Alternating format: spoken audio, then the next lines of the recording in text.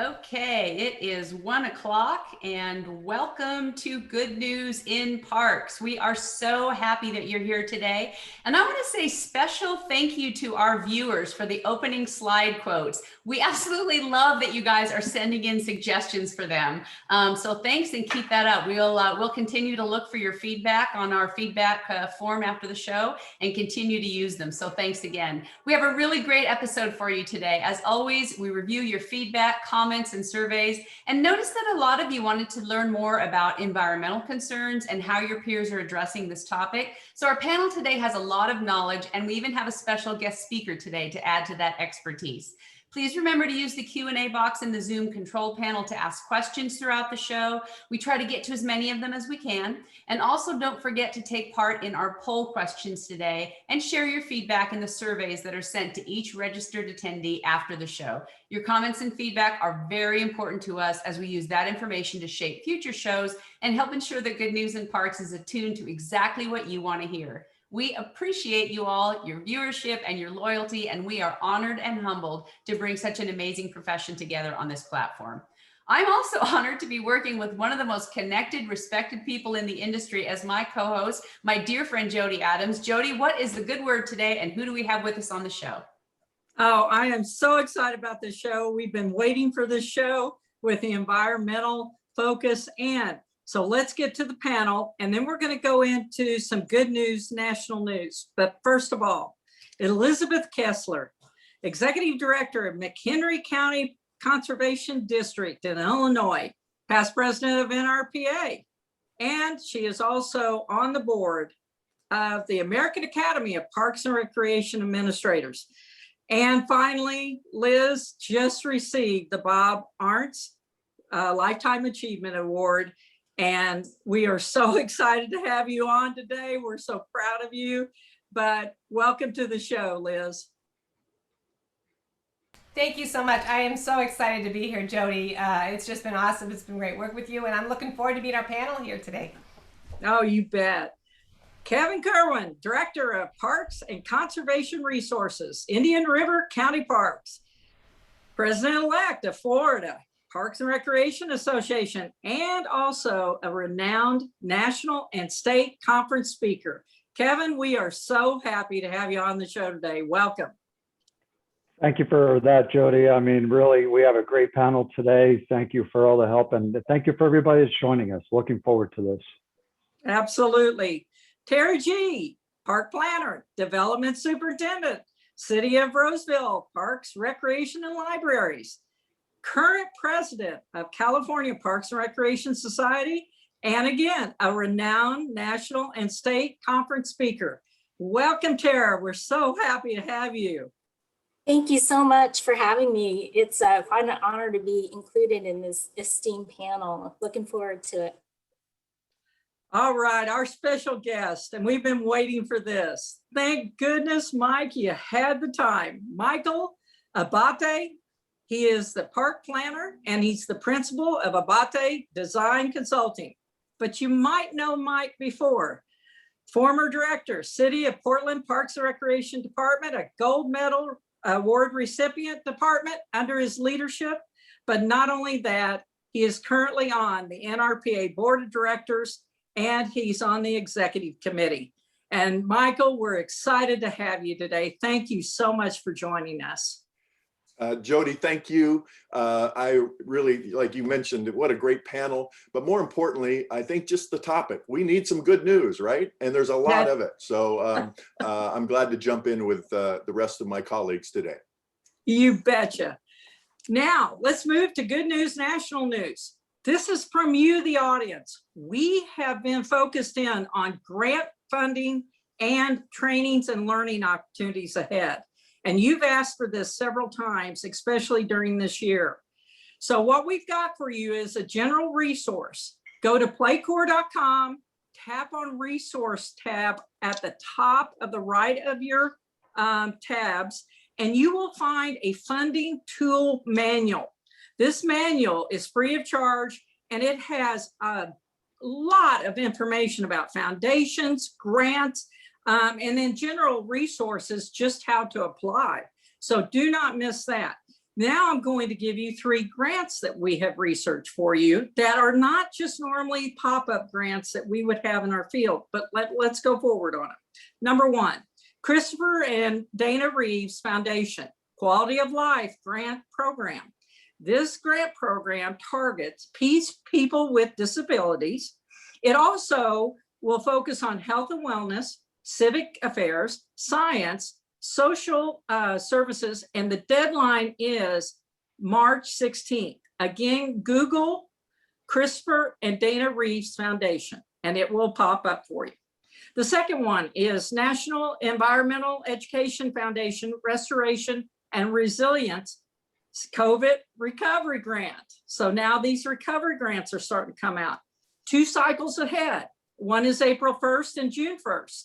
And that is going to be a focus on community and economic development, but really dealing with public lands, parks, natural areas, and other green space.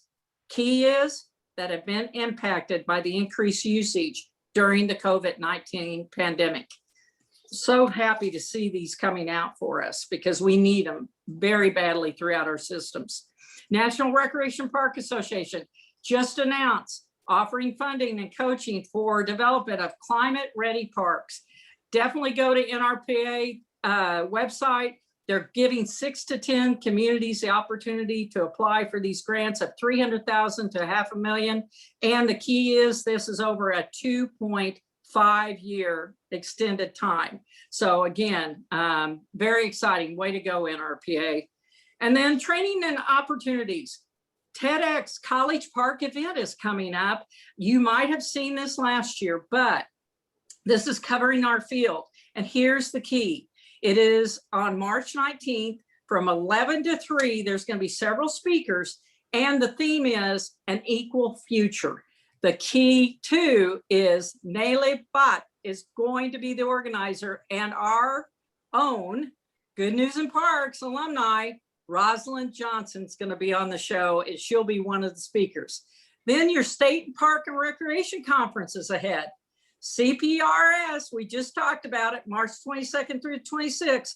Don't miss this, colleagues, because you can tap into any of these state conferences. So one thing you can do is if you're having trouble with CEUs or a certain type of avenue of knowledge base that you're needing, these definitely can answer the question. Google California Parks and Recreation Society for that information. Active Living Conference is ahead, April 6th through the 9th. Again, you can go ahead and Google Active Living Conference. Do not miss it. It's Active Living Research, and GP Red's going to put that on. I'm just about there. Hang in there. CPRA, Colorado Parks and Recreation Association, is doing a series called Leading Through Recovery 2021 and beyond. 4 great colleagues, we all know them, but the next one up is March 23rd, and this will be led by Dr. Tiffany Johnson with Prince William County, the deputy director there, and don't miss that one because it's going to be great with her leading it. Park and Recreation Clubhouse discussions for all levels of employees. Here's the key. Katie McHenry is going to put in there from the city of Fairfax, Virginia, the link in our chat box today for these discussions. And they're going to be highlighted on March 18th and March 25th. And they're going to cover the positive effects of COVID-19 and summer camps for COVID-19. And then finally, national news, Gold Medal Award. We are still taking applications. The deadline is March 26th. You can get that information on NRPA website or the American Academy of Parks and Recreation Administrators websites. Whew. Okay, now we're ready for the panel, but you asked for it and we got it for you. So again, check in with us if you need anything else beyond the show, because Anne-Marie and I are here to help. Okay, panelists, here we go. First question, we're off and running. Combination of requested topics from all the way from the 1st of January to now. What's ahead for your department, focusing on unique, innovative planning, projects, and programming when it comes to your agency's environmental and conservation endeavors? Here's a side question. What material compositions are you mostly using for your trails and dog park surfaces? And Elizabeth, we're going to lead off with you. If you just go right ahead and jump right in. Oh, you're on mute. Okay, all right. I made the first faux pas. We said this. We're going to keep it on. We should know this after a full year anniversary of the COVID That's why pivot. we're live. All right, we're live. All right. Well, we all make mistakes here, but yeah. So what's ahead? You know, I'm going to break it down to in our agency. It's about the 3 W's. It's about water. It's about our wildlife, and it's about our way of life. All right, and we know climate. Being climate resilient in mitigating water and storing that water. You know, here in McHenry County, we're very dependent on groundwater. And so all the aspects of our parks and areas to make sure that we're doing good landscape management, native plantings, pollinators, and everything to work on our sites. I mean, that has been something strong as a conservation agency. That will continue. When we do improvement projects, we're seeing, because of COVID, a lot of access on our trail systems. They're very popular. There's those corridors, not only for people in transportation routes, but wildlife corridors as well. So reinvesting and looking at how we manage our surfaces and planning accordingly for that. Again, we don't have a lot of dollars, so we need to spend our money very wisely and investing in the environment. I think you're going to see a lot of opportunities to work with the local businesses. I know they've been hurting through COVID, and we are a generator for tourism and our sites and what we provide to them. We've got a National Wildlife Refuge here in McHenry County, Wisconsin. It's the first bi-state refuge, which is really important. And then we're also part of a larger vision, which is known as Chicago Wilderness Alliance. And we've got some big green vision that's really focused on things such as what you're going to be talking about today, regenerative agriculture, habitat restoration for pollinators, connecting people to the outdoors, still more land acquisition in areas, because we're so happy that we preserved and protected those places so that when COVID hit, we had plenty of spaces for people to get out and to walk and to bike and to do whatever they needed to be doing. So there is a lot going on, and I think it's a great time for all of the investments that are being made in our local conservation areas, and we're just going to keep innovating. You know, we've been doing remeandering of creeks, you know, large mitigation banks for some alternative revenue has been a project. We're just getting ready to launch that and start accepting credits. You know, and, you know, again, the outdoors. So camping's in, you know, we're working on trying to bring a very unique, Jody, we had talked about a year ago, a glamping opportunity, if we can make that. Campsites are popular, but everything done so it's in synchronization and a symbiotic relationship with the natural world, right? So that's what we're all about. So, well, you know, Liz, I remember our discussion a year ago, and we were working with the National Association of Counties and everything. Just thank you again, because you've been a leader in this field for a long time at McHenry County. So, and also, are you currently the chair, or you've been the past chair of the Wilderness Coalition, haven't you? Yeah, I'm the current chair of the Chicago Wilderness Alliance, and it's a 4-state alliance, and it was created, right, to bring nature and people together. And again, we bring strategic initiatives. So I think when you're talking conservation, conservation has no borders in McHenry County. I mean, and we follow the Great Lakes. So when we're doing projects, if we're going to affect climate resiliency, if we're going to do aquatics with the Great Lakes, and to make sure that we're prepared for a healthy natural world, we need to do this together with partnerships. And Jody, you're big on partnerships. That's right. And everybody's here. It's about partners. We're in it together. That's right.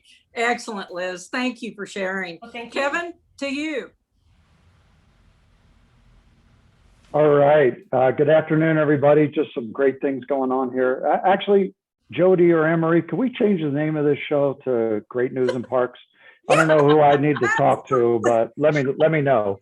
We're going to do that right now. Great news. Here we go. Thank you. Good idea. Some good things going on in Indian River County on the planning side. We just created Parks and Recreation in May of 2020, right? You know, in the middle of the pandemic. So we don't have a master plan. So we're putting together the RFP out right now to go through a systematic master planning process for our parks, our conservation areas, and our recreational activities. So really looking forward to that.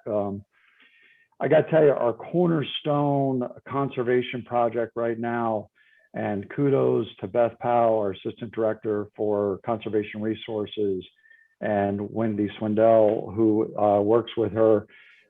She's our project specialist. We have a project called the Jones Pier Lagoon project, and that's taking a abandoned grapefruit orchard and taking water out of the Indian River Lagoon. The lagoon, for those of you who don't know, is an environmentally stressed area, taking the water out of that lagoon, putting it into a constructed salt marsh, and then treating that water through interaction with plants, and then reintroducing that water into the lagoon. There's a historic component to this project, a walking path component to this project, and a lot of education and interaction.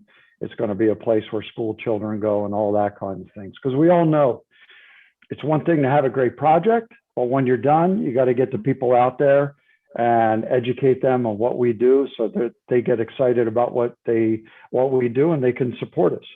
One of the things that we did kind of during COVID to keep people engaged is we went virtual, like we are right now, right? And we took our conservation and environmental plans virtual, and we're doing them, doing the programs through Zoom. Very well received throughout the community, and we're going to keep that going because we all learned that Zoom and these other platforms are the way that we connect without going anywhere, right? So one thing we're really excited about, and I was excited, I wrote down the grant opportunities that you talked about. Right when COVID started, the Florida Blue Foundation put out a grant opportunity, kind of in the same lines of what are we going to do with our seniors as we're coming out of COVID. You know, we've all heard the stories of the loneliness and the lack of socialization. So we're awarded that grant.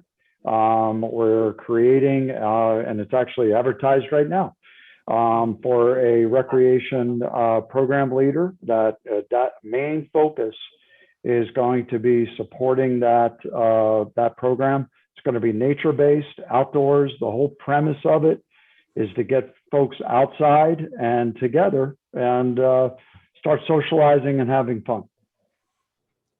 You know, Kevin, this is so important because I've spoke on this, and I work with Missouri State University and I work with the seniors. And I got to tell you right now, it is amazing to me the departments that are bringing forward positions like this, but they're essential workers. I mean, we here at Springfield Green County, we put them as essential workers. What better education for our young people and our next generation? So thank you for bringing this forward because, hey, this is our future. We are obligated and owed to do this. We have to do this for the field to assure that we've got the best qualified people taking over our positions. So thank you very much, Kevin. Okay, Tara, hit it. It's all yours. Well, thank you so much. Just a real quick facts. If people don't know what and where Roseville is, we're a full city service in California. We're about 20 miles north of Sacramento, and our population is about 142,000 people. We are the largest city within the Placer County, and we've seen tremendous growth over the last 24 years, and can continue to do so.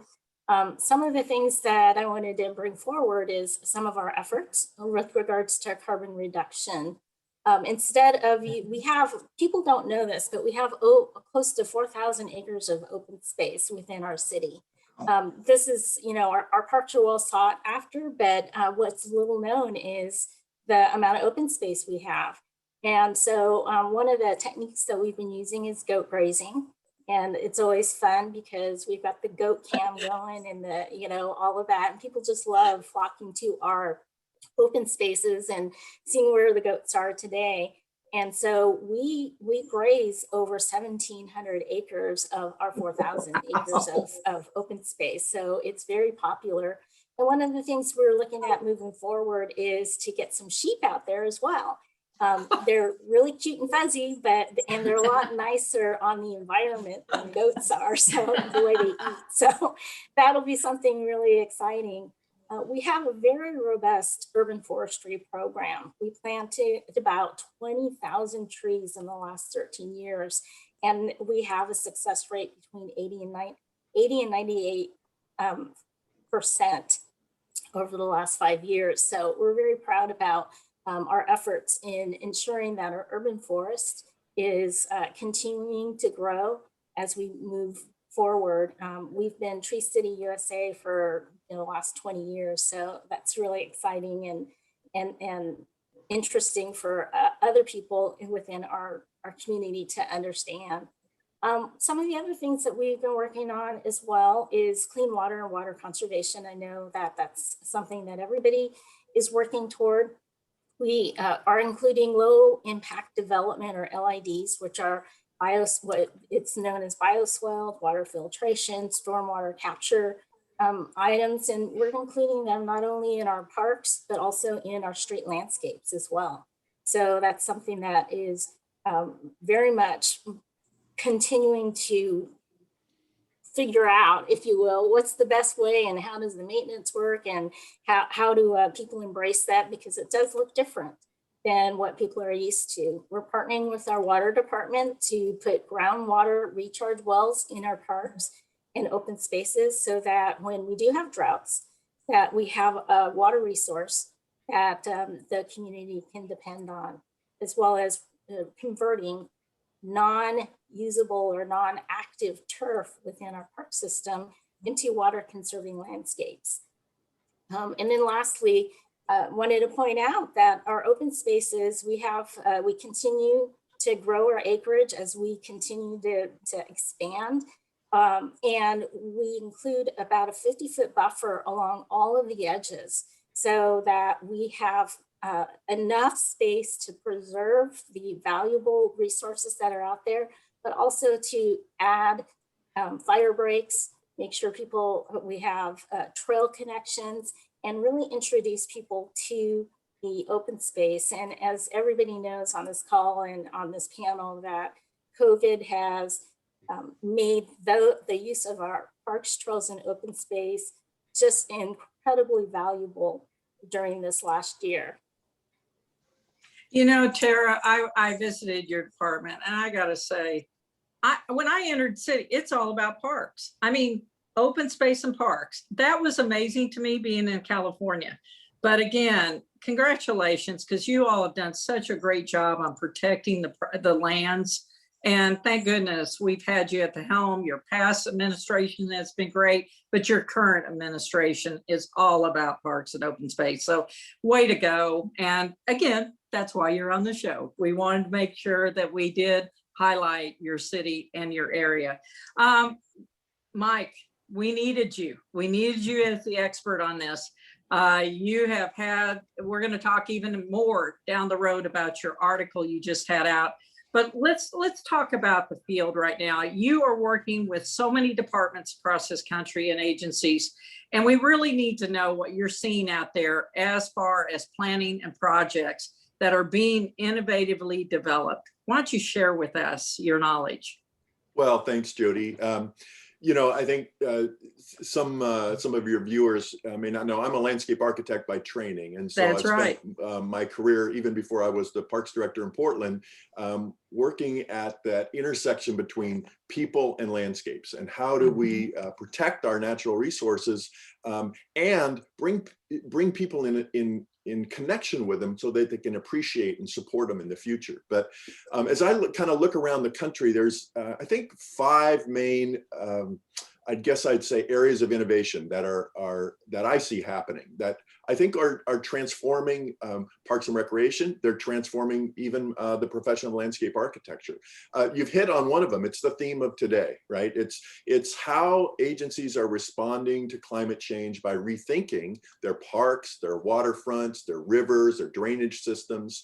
And it's really interesting, because it's parks and recreation in terms of the maybe the ecosystem, but now we're getting in, we're collaborating with ecologists and scientists and even economists to understand that our green infrastructure has incredible value. That maybe in the last 5 or 10 years we've come to realize, wow, this is an amazing economic value, things that we don't have to pay for because of systems. So I think of Galveston. Galveston, Texas has a Vision Galveston that is looking at their flooding issues and how to respond in an ecological fashion. New York City has been a leader even before Hurricane Sandy, but the Hunters Point South Waterfront Park, they have a Rebuild by Design initiative, and the latest is called the Big U. It's at the south end of Manhattan Island that they're really rethinking making a landscape around Manhattan that is more natural and would offer both protection but incredible wildlife habitat. And little projects, well, in Chicago, I'm going to talk about that one in a minute, but Nashville has an amazing new riverfront park, and it's based on understanding the riverine system, flooding system, and giving recreation space, giving land over to recreation space for 99.9% of the time. And the 0.1% when we have flooding issues, the landscape can absorb that and protect the built infrastructure of a city. So, kudos to Nashville for that. So the second, so that's the first thing, and everybody's talked about how they're doing it. Liz and Tara and Kevin have all identified how their systems are sort of responding to climate change. The second big theme is probably no surprise at all. It's at the other end of the spectrum. It's how to convert urban streets to linear parks. So everybody knows about the High Line, but there's projects in Toronto, University Park. In my hometown here in Portland, there's an effort for a 6-mile, it's called the Green Loop, that would redesign an entire loop of the city to be a bike-friendly, pedestrian-friendly, and especially nature-friendly green loop. And then in Chicago, great little project called the Low Line. Chicago Chicago's one of my favorite cities. They are not going to be upstaged by anybody, and they always are innovators. And Mike Kelly and his department there in Chicago they're fantastic. So those are two things: climate change, converting streets into linear parks. A third one, and this is related to climate change, but an increased emphasis on shade and cooling in parks through trees, through shade structures, through even misters in places like Phoenix. And so a lot of agencies are really looking at their trees and developing master plans, urban forestry plans that recognize that shade is incredibly important. And for those folks who are from the southern half of the United States, what heat indexes have been, where they've been going recently, and that some of your most vulnerable populations are exposed to heat in ways that are unhealthy and it can actually lead to death. So shade is really, really important. The third or fourth item is really, how do we envision play? So that idea of creating nature play areas and ways that we work within nature to inspire curiosity and discovery for kids. So, in Denver, there's Pasquinel's Landing Park, which is a fantastic new nature play area. Silver Falls State Park in Oregon, Garfield Park in Chicago. The Garfield Park Conservatory has this wonderful nature play area. In Sonoma County, the Red Tail Play Area. They're just happening all over the country. Really fantastically innovative, using natural parts, using them in safe ways. And I think the best nature play areas are the ones that have pieces that kids can move around, right? They can build things, they can play in the sand, and it also, I think, inspires them to go do what the things that maybe some of us did when we were kids. Go explore the woods, right? Find our own places to play, and frankly, it encourages parents to give their kids a little space, Exactly, exactly. And then the last one that I'm seeing across the country is how we are integrating technology into our parks. So everything from solar benches, kiosks, solar charging stations for our phones and our wireless devices, electrified street furniture that has plug-ins, USB ports for phones, and Wi-Fi hotspots are another thing. You know, I have to say that as an older person, I wasn't really all that excited about Wi-Fi in parks. You know, I thought, you know, we need spaces where you can't get away, where you can get away from technology. What COVID has taught us is that people just need to be outside. And frankly, if you can go to a park and work for 2 hours, you are better off, right? You're sitting under the shade of a tree, you're hearing the birds, you're watching kids play, and you're doing work at the same time. So Wi-Fi in parks is another big trend. So sorry to go on so long, but there's so much innovation happening around the country. It's pretty exciting. Well, and Mike, we need you to address those. I mean, you addressed a lot of things that came up on some of our surveys from our audience that you just now encapsulated within 5 areas. So thank you for doing that. And, you know, also, you know, you remind me, I've been reading about the electric cars. There is more and more by 2030. Who knows how much the percentage will be on electric cars. So again, parks is there, you know, sometimes we're a little behind, but I tell you, we're catching up. We're going to get there. And shows like this gives information to actually put forward, like you just brought forward, those innovative ideas. Thank you so much. Now let's move to a poll question. Anne-Marie, it's back to you. All right, absolutely. And we're going to shake it up a little bit with the poll questions. We have one for you now and a couple more for you later. So we are going to launch this one, and panelists, you're welcome to vote. What we would like to know is, which of the following have you implemented in your parks to improve conservation? Carbon reducing landscapes, stormwater capture, recycled materials in the built environment, recycling programs, education programs for the public, wildlife protection measures, or increased tree planting to reduce CO2. You can vote for as many of those as apply.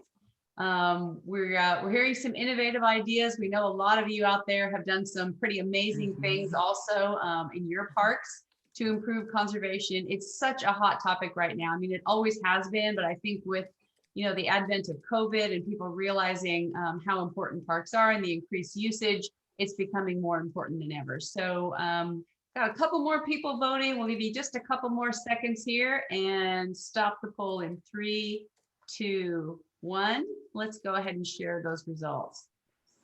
Okay, recycling programs leading the way, but tree planting right behind that, and actually several different things.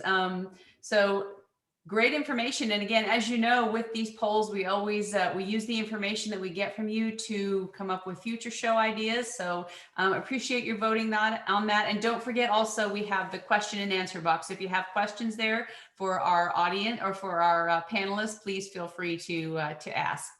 All right, Jody, back to you. You bet. Question 2, panelists, here we go. As park systems recalibrate their mission, goals, budgets, personnel needs, service offerings to their communities, where does your department set on these aspects going forward? And what advisement do you give your fellow colleagues in the fields listening today? Kevin, we're going to start with you on this one. You know, Jody, thank you. We started a little bit before the show when we were all gathering, and we talked about today. Today is kind of, you know, an anniversary we'd all like to forget, but we're dealing with it. Going into COVID-19, there was a lot of unanswered questions. I don't think we have all the questions answered, one of the things I did is got all of our staff together, and I made two pretty gutsy statements. And one was that I was going to ensure and do whatever I can to make sure that they come out of this and their families come out of this safely, which, pretty bold, but, I did it. And so far, we're doing great. The second thing, and this kind of touches on the resources and the budgeting, is I assured them that they would have employment with us at the end of COVID-19. And that's something when you're taking care of people, and because we all know, everybody on the panel, and you, Jody, we've all run operations and we've all run agencies. We can't do it alone. We got to have our staff, and God bless them, and we need them. So that's two things that we did right off the bat. And then the second thing is I wanted to make sure that we positioned ourselves, Indian River County Parks and Recreation, as part of the solution as we move through COVID-19.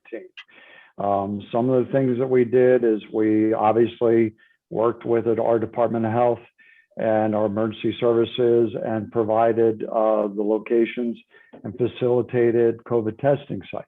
We put PPE packages together and distributed them to non-for-profits and local businesses. We still have staff involved with a mortgage and rental assistance program here in Indian River County. I mean, I got to tell you, I wanted to make sure that we were part of the solution so that our residents and our administrators see the value of Parks and Recreation, that we're way more than just our title, that we're there to help our residents and help them get through this. And then we never closed our parks and conservation lands. We closed our aquatic facilities, our recreation center, our sports shooting facilities, our beaches for a short period of time. But then when we opened them up, we took all of our staff and put them in positions, and I actually swore them in as ambassadors. And they went through ambassadorships at our beaches. They went through ambassadorships at our conservation lands. They went through ambassadorships at our aquatic center. They even went through ambassadorships at our sports shooting facility. And I got to tell you, they all learned from it, and they all became tighter together.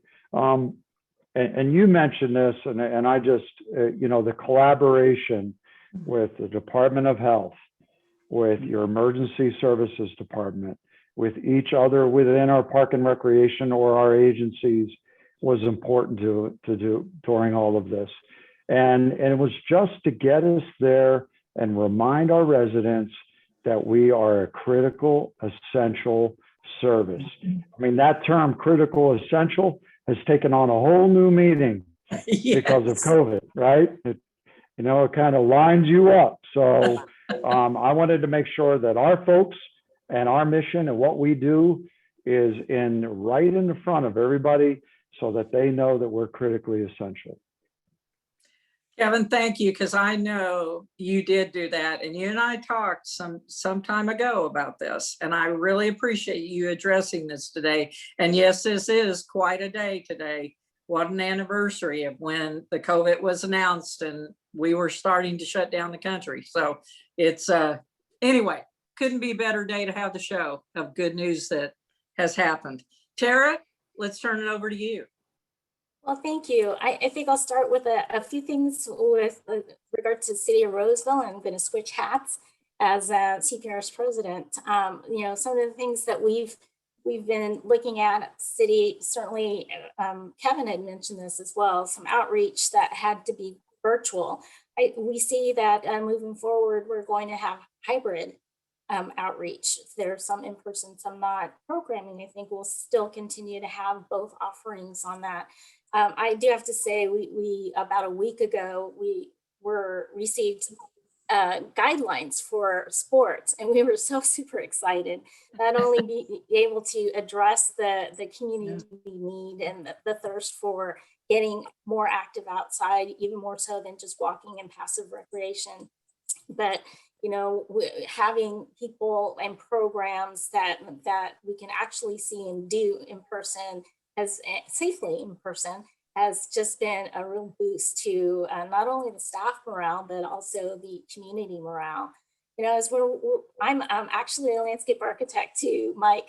Yeah. And so, you know, planning and designing the parks, we have to look at it differently, you know, places to spread out, more flexible spaces. So, you know, outdoor classrooms and that type of thing. And one of the things I do want to be careful about, because we talked about people really wanting to go to our parks and being healthy and walk.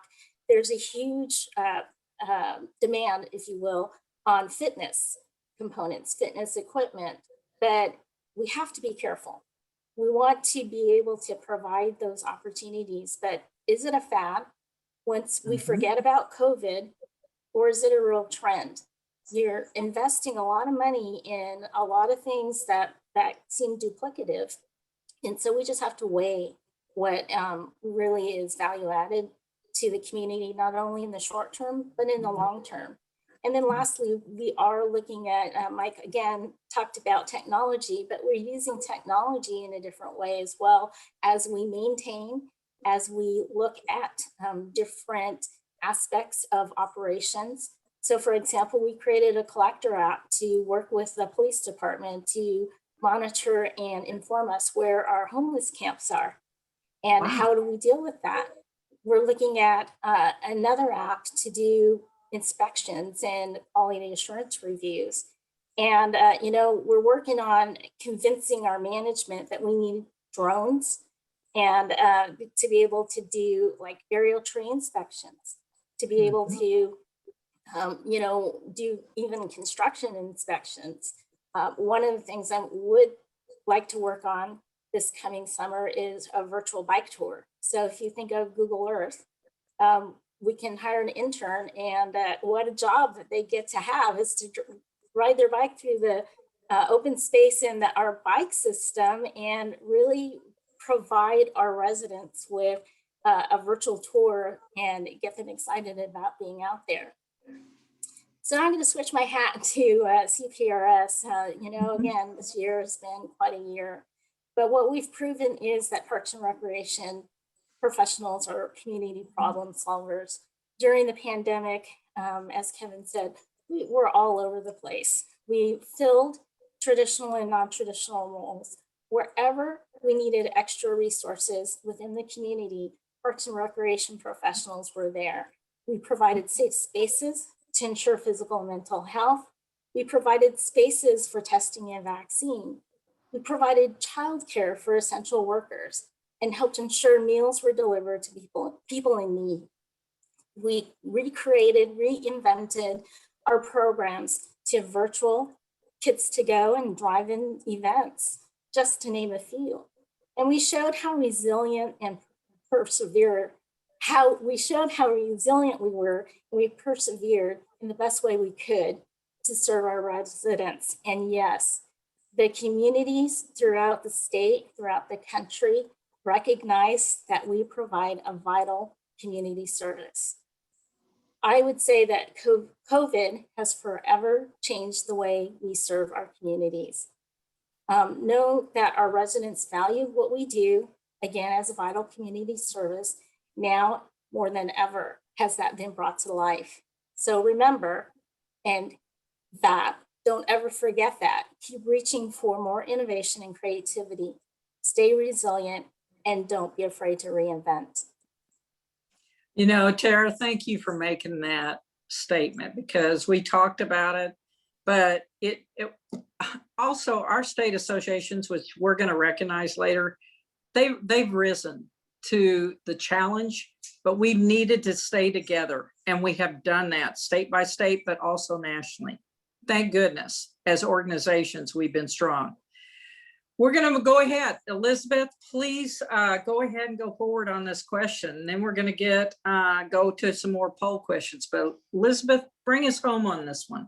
All right. Well, you've done such a great job, Kevin and Tara, really of hitting. I think there's a common theme that goes throughout. And for us, being core to our mission, and that was one thing. We didn't go off the trail, and we were in the right space. And we've talked so much in our industry, a crisis creates opportunity, and I'm just so excited that you're right. Being classified is critical and essential, and that we knew all the time that we provide those solutions, those upstream solutions, we're problem solvers, but we always have that very positivity, and thus, resources go elsewhere. And so, we saw growth in our sites of over 80%, and we had made some amazing investments pre-COVID that were very innovative, that placed us very positively. I mean, social media specialists, Google Analytics, of having people out on our sites and investing so that we could pivot with online programming and shows and work with our volunteers and provide training.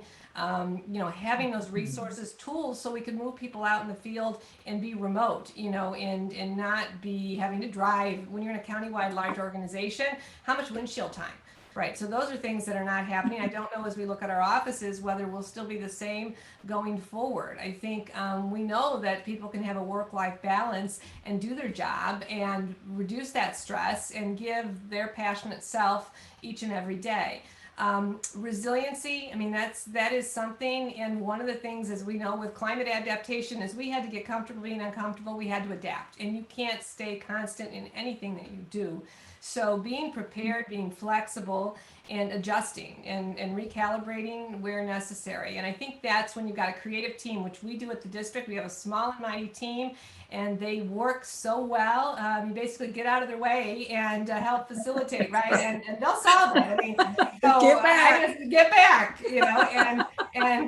but really, we were really on point the entire time. And, take it outside, so we're trying to make sure that once this pandemic, and I hope and I know that it will, that we leverage this, that we take this opportunity to build more individuals as stewards, to build them along the continuum of a conservationist, and that they too will know that we were there for them and they will be there for us, whether it be a future ballot measure, whether it be to help with our foundation, to raise private funds, or to get out on a work day. I mean, whatever it takes, but I think we've got more energy coming at us, and that diversity of access for all.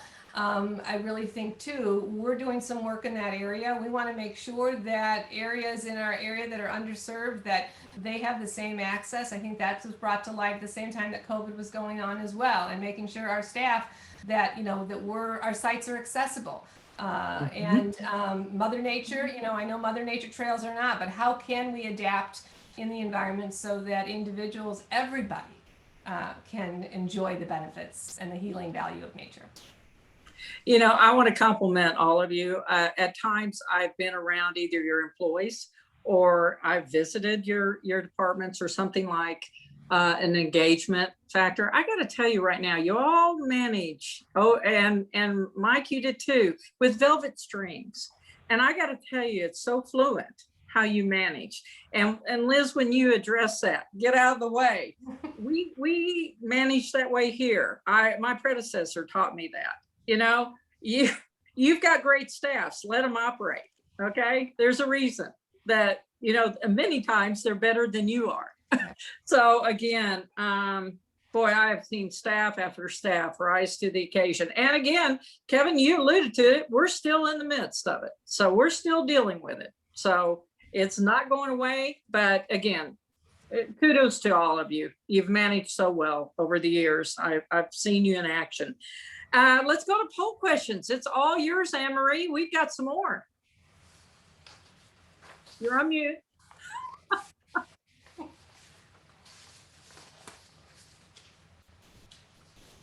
There we go. Okay. All righty. I was saying, Kevin also alluded to the fact we should change the name to Great News in Parks. I think he's got something. I love that.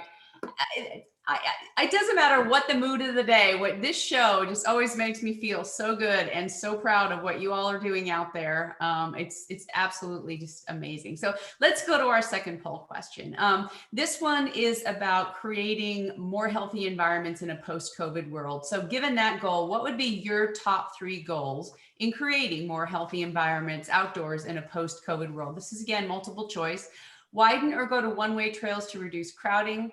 Renovate gathering places to encourage spreading out, increase or add hand sanitizing stations throughout the park, increase construction of new trails and pathways, change underutilized hardscape into landscaped areas, increase freestanding play equipment to reduce crowding, optimize amenities as flexible public spaces, staff training programs to promote safe, healthy park usage, and public training programs on health and safety protocols.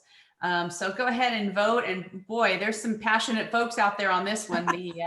The numbers are scrolling around pretty fast and shifting back and forth. So it's a great question if you think about it, because I think it's top of everybody's mind is, what do we need to do moving forward to ensure that people can keep enjoying parks? And I think, even after COVID, it's probably changed our mind a little bit on safety protocols and what we need to do to be safe outdoors in a modern world. And so very interesting to see. So we'll give you a couple more seconds here and end this one in 3, 2, 1.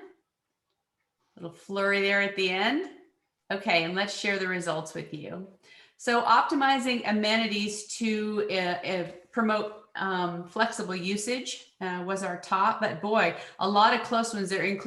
New trails and pathways was another popular one. Renovating gathering places to encourage spreading out. So a lot of thought about that and, spreading out and being able to use the park in different ways. So let's go to our next poll question. And this is an interesting one again that came from our audience. And what we want to know here is, if you received a grant to implement a program in the following tracks, which would you choose?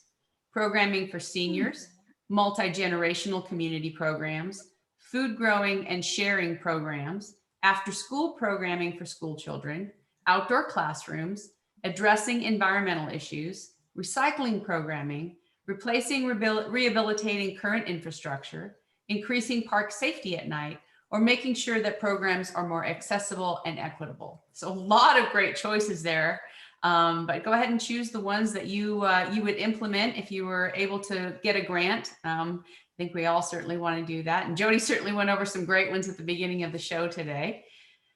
All right, so we'll give this one a couple more minutes. I see a few of you are still voting. And we'll close it down in 3, 2, 1. And let's end the poll and share the results. Multi-generational community programs, not a big surprise there, especially now with families spending more time together, certainly with the shift in the way we work and go to school. So that's certainly not a surprise. Replacing, rehabilitating current infrastructure and making programs more accessible and equitable were our top 3. So great information there. All right, Jody, we'll turn it back to you. Well, I promise you, we did not set this up on purpose, but we're going to go into the expert here.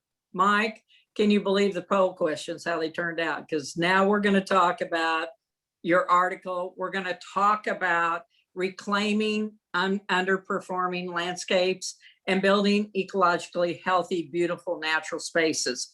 Mike, I'm going to hand it over to you. Patch happy, great article. Go for it. Well, thanks, Jody. I think if we're honest with ourselves, if we have a park system, we all know where kind of the ugly ducklings are in our park system. Those are the areas in our parks that maybe are overgrown with invasive species, or they're super compacted, or they're mud holes, or they don't function really very well as area for people or for nature. And so a number of years ago, we looked at the city of Portland's 215 parks and recognized that over those 12 to 13,000 acres, there were some pretty ugly and what we called underperforming landscapes. And that led us to really think through our entire management practices. The fact that sometimes you have an area in a park that you try everything, right? You try, let's water it more, or give it more fertilizer, or mow it, or just investing a lot more resources in sites, and nothing seems to work. And usually when you encounter that, it means that you're probably trying the wrong thing, because nature has a way of very easily creating kind of homeostasis, that sort of calmness and proper ecological function. And it's when we try to insert ourselves, sometimes that we mess things up. So it's kind of a little bit of reverse engineering. How do you take a place that isn't working very well and find its sort of natural place, right? And so there was a sort of a really about a 2-year look into this, and it resulted in a thing called the Ecologically Sustainable Landscapes Initiative. And the idea was, hey, we're going to identify these properties, these pieces of properties. They are not entire parks, but just areas. And then we're going to try to look at what can we do to transform them. And so the article in the March issue of Parks and Recreation kind of goes into some detail about this. But I think it's this is a story of one park system, but I think we all know where those places are in our own park system. And we learned lots of different things, and we got ecologists. It was good for the workforce, right? We got horticulturalists and ecologists and park techs and mowers and all different folks together to kind of brainstorm how to, what's not working, why is that not functioning properly, and then what can we do to fix it. And so what we found is these nature patches, as we ended up calling them, every one of them gets a kind of a prescription. We kind of do some analysis. What's not working? What could be done differently? What species would we need? And so we create this interconnected series of nature patches. And a couple of things that we didn't even anticipate happen. One, it turned out it was an incredible unifying event for our staff, for our park staff. They all get together across disciplines and they can transform a landscape in a couple of days, right? We place logs or stones and boulders, move irrigation systems, and get things going. The other thing that really kind of I think we hadn't anticipated, didn't shock us in that it was, but we hadn't thought that this would happen. The public absolutely loved these nature patches and the whole process because we put out some good information. Hey, we're going to be working in this area. Here's what we're going to be doing. Here's why we're doing it. Well, suddenly volunteers sprung up. We had community members saying, hey, when it gets to planting, can I help? And so people got to be part of the transformation of their own neighborhood park. I think one of the things Elizabeth mentioned, I want to make clear, when you have 215 parks, you have certainly lots of areas to choose from. And this is where I think the current discussion of equity and inclusion comes in, is we want to make sure that everything we do, including maintenance, is done in a way that is equitable and fair for all our residents. So even choosing the sites that we're working on, we do it through an equity lens. We look at where are the underserved areas? How are our maintenance levels in this part of town or this neighborhood compared to other neighborhoods? So that even in the selection process, because like I said, there's more places we could be doing these than we have the time and resources for. So we have to be selective. But let's make sure that we're selecting these projects in all parts of the city for all of our residents. So anyway, that's kind of the overall, and it just really turned out to have these great benefits, not just ecologically, but socially, and it built our workforce camaraderie as well. If you haven't read the article, please go to NRPA and read this article that's pops right on up when you put it in nrpa.org. Mike, you really addressed some things that really, and it's a great time to recalibrate, as we talked earlier. Great time to look at this. And you definitely know where your people are engaging right now because parks are so busy. But thank you very much for those statements. Okay, our favorite time. Anne-Marie, it's back to you, and can't wait to see who we're recognizing.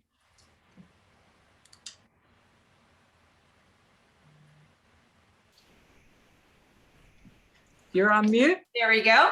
Okay. This is absolutely one of our favorite segments of the show. It's when we allow or ask our panel to recognize folks on their staff for contributions that they've done. So without further ado, let's go ahead and get started with that. Tara, why don't you kick us off? Well, thank you so much. It is an honor to be able to recognize some teams within our department and as well as CPR staff. But I'll start with the city of Roseville. I got to tell you, it was a tough decision. Everybody has stepped up so well and just really was flexible and got the work done, no matter what our community wanted. But I do want to highlight our park development team. And they are a very small team. They're the top 6 there on the screen. During COVID, because public projects stayed essential, we actually opened 7 new parks during the pandemic. 3 of them were large citywide regional parks where our residents were clamoring over needing more parks, needing more opportunities, needing more outlets to be outside. We spent over $21 million last year on all 7 parks. They remained on the job no matter what. They juggled similar challenges that, you know, all staff have about work from home, children in school, children out of school, younger children, and all of that, and conquered delays due to manufacturing, concrete and steel, COVID, due to COVID, fires, lack of materials, and, you know, whether it's because of fire or housing construction and workforce issues related to our contractors. So, you know, I wanted to give them kudos because they did an extremely good job in making sure that our parks and our parks constructions continue to go forward. The bottom is our California Park and Recreation Society staff. That's the bottom 6 there. And at the start of COVID, you know, they've had to create some very conservative budgeting, and, you know, we worked with them at milestone check-ins, and really they shared the burden that the entire state had carried to be able to ensure that Parks and Recreation professionals were supported. I tagged the hashtag Better Together for this year right before COVID hit, and no time like now was that true. They showed flexibility with ongoing events. They navigated through so many different things, whether it was weekly chats. We joined the Western Pact, Oregon and Washington, to pull together, to collaborate on how we work through all the different guidances and orders through COVID. During this time, they launched a new website. We created a JEDI council, if you will, and JEDI is justice, equity, diversity, and inclusion during racial strife. And we continued on member connections during natural disasters. And as you know, for the past several years, California has been on fire for quite a bit. And as Jody mentioned as well, that we are having our virtual conference, the first conference that we've put on virtually, and that is March 22nd through 25th. So we invite you all to participate. We'd love to see you be in some of the sessions. We've got a great lineup of guest speakers every day of the week, and so we're really excited about that. I wanted to recognize Stephanie Stevens, our Executive Director of the California Park and Recreation Society. Our operational successes include just under 4,000 members that we serve. She's managed that budget that I mentioned with very minimal member impact. And we continue to be a resource to members. We revamped the legislative committee. It's now called the A-Team. And boy, how exciting is it? Because we have really been able to be at the table with the California League, cities. We've been able to really have conversations with our legislators. And so it's very exciting to be able to do that. And one of the things I wanted to really, Steph is really great at, is creating long-term and positive partnerships. We've got a partner right here on the call, And, Playcore has been a huge partner for us. And it's just so exciting to continue on. Agents of Discovery and two new ones, actually. Greenfields was just announced today, and they're providing grants for member agencies or opportunities for grants. And the National Fitness Campaign also is offering grants as well. So, stuff's outside endeavors. It's not just about California. She is the incoming chair of Cal SAE, which is the California Society of Association Executives. She serves on NRPA's CAPRA Commission. She's on the advisory board for Cal Poly as the Experience Industry Management Program, and is also a certified association executive. She remains and remains a valued resource throughout the country. And so it's been quite an honor for me to work so closely with her this year.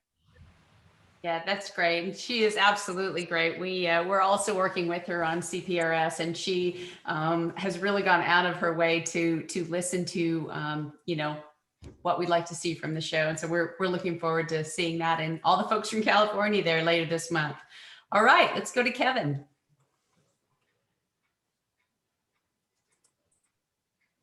Well, I wanted to give a shout out to my team, and I couldn't pick anybody, so it's everybody, and all throughout our park and recreation system. I mean, from our aquatics facilities that got up and running early in May, our sport shooting facility that got up and running early in May, our intergenerational center where I'm sitting now. So they actually host my office, God bless them, up and running now and easing back into events and programming. There's a shot there in the middle of out on the beach. We're running in conjunction with our Public Works Department, a $3 million beach renourishment project right now. Our Ocean Rescue Lifeguard Squad is involved with that, and we've got obviously our Parks Maintenance Division there. The one shot, the two folks out near the water feature there, that's Beth Powell, our Assistant Director for Conservation Resources, and Wendy Swindell, our Conservation Project Specialist that I mentioned earlier. Scott Knauer, who looks like he's alone, but really he is at our fairgrounds, and they're setting up for our fair. And in conjunction with that, he's also organizing, along with the Department of Health and Emergency Services, Department, a vaccination site, as well as here at our Intergenerational Center. And again, our Park Maintenance Division, I see Ira holding up the #1. They are #1. Without them, I mean, they're out there every day, never took a day off, didn't skip a beat from this day last year, and just kept our parks and conservation lands looking great for our residents and visitors. So really proud of them. And I can tell you, we all have great staff, and they're all best in the business, but the Indian River County team is special. That's awesome. And again, just like Tara, Eleanor Warmack, who's the Executive Director of the Florida Recreation Park Association, and her team with Charla and Ambra, and our board of directors, and all of our members and member agencies. I got to tell you, they were the glue that held us all together. I don't know how many phone calls and Zoom calls that you all were on, and everybody that's a guest on the webinar today, but we were all checking when this time last year and through the middle of COVID, what are we doing? What are we shutting down? How are we doing this? How are we doing that? And I got to say, Eleanor, thank you. Thank you for always taking my calls and just being there. I'm super proud of our glue, and that's the Florida Recreation and Park Association. Oh, that's fantastic. All right, Liz, wrap it up for us. All right. Well, likewise, it is not going to be that I could select just one, because we're very focused on team, and there are so many team members to which really drive our organization, and I couldn't be more proud to work with them and learn from them. We only, for an agency that manages 25,600 acres of open space and trail systems, and many amenities for the public to enjoy, we only have 73 team members. And so we're broken down into 4 divisions. That is our land preservation and natural resources team, our marketing and education team, and our operations and public safety, and then our administration and finance. So our 4 directors, Ed Collins, Wendy Coomer in marketing, John Kramer, who's our operation and public safety, and then Andy Dialek, our director of finance. And then from there, we've got our managers of our various departments and their teams. And from planners to ecologists to accountants to marketing, environmental education, law enforcement, researchers, wildlife rehab. We've got everybody, volunteer coordinators. I mean, just they're amazing. And I can't speak enough to the work that they do, and they're very passionate. That's one thing that we find within our organization. Everybody comes together because we share that common mission. And they were out there from day one. They had to cross-train and move in certain areas. We held the team together from our full-time team members. Again, great leadership. They roll up their sleeves, and I just couldn't be so proud for the work that they do, and our volunteers that augment them, and then our board of trustees, which is also a group of 7 volunteers that were there. I mean, for our field staff, law enforcement, our sites and fleet rangers, our facilities staff, and environmental, they were out there in the field each and every day. And some of our staff had to work remotely to keep everyone safe, and they worked and just, again, had to learn to step up and do what was necessary to keep the team together. So again, they're just an awesome all-star team. Couldn't be prouder. It's the dream team. That's awesome. And I love these pictures too. They were just fun to look at of the team. Having fun, Yeah, absolutely. And I do want to say a special thank you to our 2 state directors, and we have 2 that I want to honor and recognize, because in Illinois we have special districts, park districts, conservation districts, forest preserve districts, as well as municipal agencies. But to start off, Peter Murphy, who is our president and CEO of the Illinois Association of Park Districts, and Peter has been with IAPD for more than 40 years. He started off as general counsel, and he's now our CEO. Peter is also a member of the Academy of Parks and Recreation Administration. He is wonderful, and IAPD focuses on the agency, but our elected officials and the organization. And Peter has done great work. I mean, his legacy, of course, of developing a funding for our OSLAD program here in Illinois, which now we're fighting so that it's not swept with local politics here and the governor's budget as they try to balance that. But Peter is there, and it's really important that our elected officials have a good understanding of what we do. So we're very thankful that there's a place for them, because they are our advocates and they're our parks champions. And then Debbie Trueblood. Debbie is an amazing woman. She is by heart, she's been with the Illinois Park and Recreation Association, I want to get this right here, for about 9 years. And she is a certified association executive. She is amazing in what she has done for the association. I mean, just some highlights from this past year, and I've known Debbie for quite a while, but she obviously safe zone conversations and working to address our diversity, equity, and inclusion. I mean, those have been really important that we've been able to provide to our members. Helping our professionals.